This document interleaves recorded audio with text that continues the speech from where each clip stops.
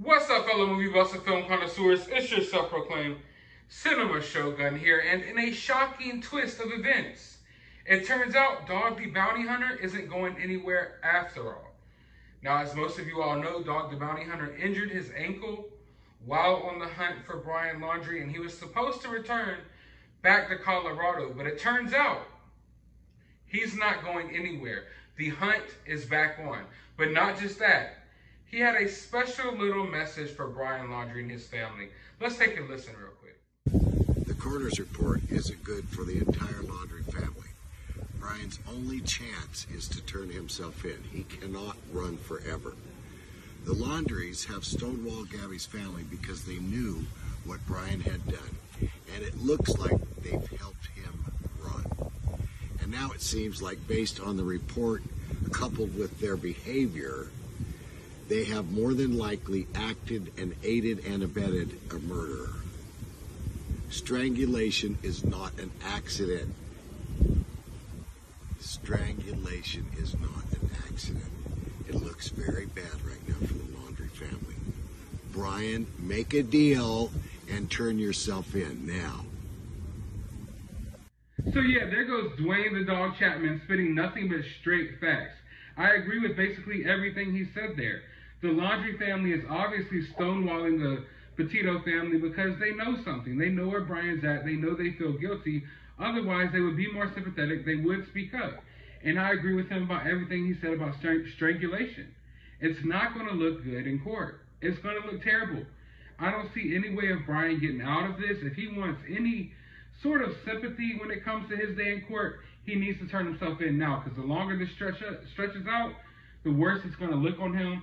And honestly, I don't know how much worse it can look at this point. Strangulation, that doesn't happen by accident, just like the dog said. It's something that you got to put like a lot of heart into, if you will. It's evil. It's downright evil.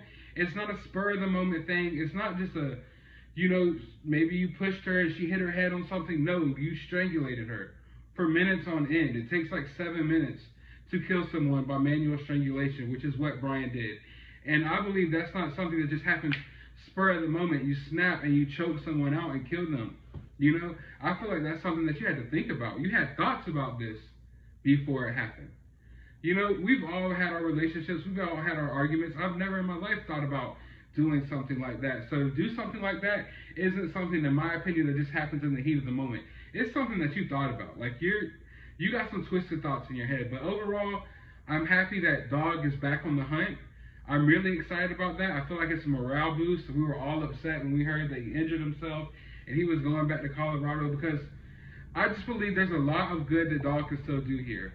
I don't necessarily need to see Dog out in the swamp, walking around with sniffing dogs, going through tree brushes and fighting monster cans and bags of poop like I reported on that video earlier this week.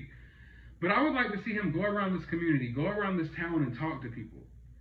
Because someone knows something, someone saw something, and I feel like Dog could do his best job, or the best work he could do in this case is by talking to people, because obviously people don't want to talk to the cops. People don't want to talk to the FBI. Dog needs to use his talents to talk to the community, reach out to people.